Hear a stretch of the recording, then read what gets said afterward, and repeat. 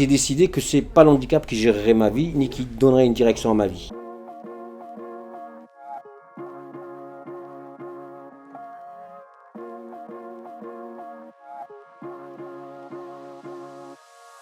Bonjour, je m'appelle Adab Deli, j'ai un certain âge, voire un âge certain. Je suis comédien, donc je joue dans la série Vestiaire que j'ai coécrit avec mon ami Fabrice. Ça fait une dizaine d'années qu'on fait ça. Et j'ai la polio.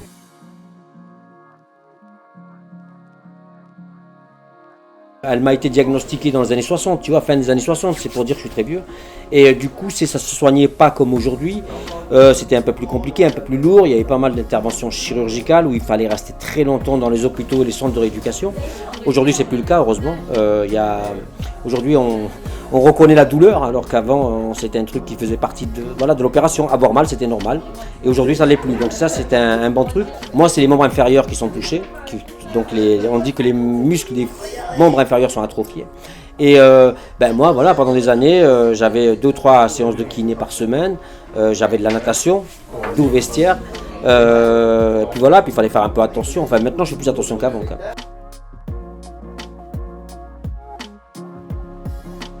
J'ai appris à vivre avec, à avoir des prothèses, des orthèses, à avoir un fauteuil roulant, à marcher. Et aujourd'hui, voilà, j'ai la cinquantaine et je vis avec ce qui me reste de polio.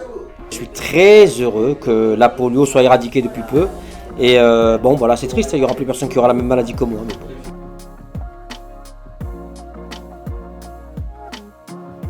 J'ai participé il n'y a pas longtemps à un forum où je rappelais aux gens que c'était vachement important d'avoir une activité physique, surtout pour nous. Parce qu'on peut très vite s'encrasser, s'encrouter. Et puis grossir, prendre de l'embonpoint et un peu moins bouger.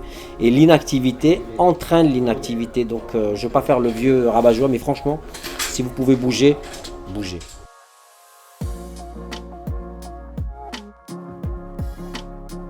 J'ai toujours vécu sans me poser trop de questions, donc j'ai vraiment jamais, alors j'ai une chance inouïe que j'ai, je me suis jamais interrogé sur est-ce que je y arriverai ou pas, est-ce qu'ils vont me prendre ou pas, est-ce que mon handicap va me pénaliser ou pas. J'ai fait les choses comme elles venaient, ça a toujours marché.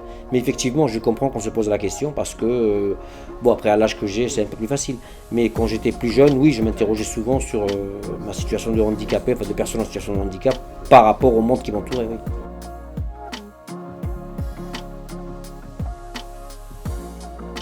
Il faut beaucoup de talent, la classe, avoir le physique qui va avec.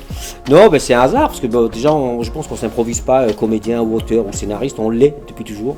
J'ai toujours fait des pièges, j'ai toujours joué, j'ai toujours fait rire mes amis.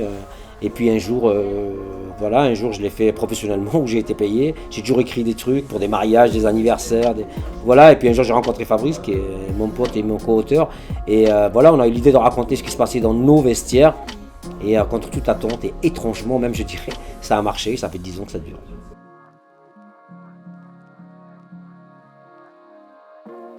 C'est facile, certainement, pour moi qui ai un handicap qui me laisse quand même assez autonome. Et pour les autres, c'est un peu plus compliqué. Mais moi, j'ai décidé que c'est pas l'handicap qui gérerait ma vie, ni qui donnerait une direction à ma vie. Voilà. Mais bon, je peux, physiquement, je peux me le permettre. Mais sinon, il faut quand même passer outre. Et essayer quand même de vivre. Parce que, de toute façon, je crois que c'est Charlie Chaplin qui disait « La vie est aussi inévitable que la mort ». Donc vivez.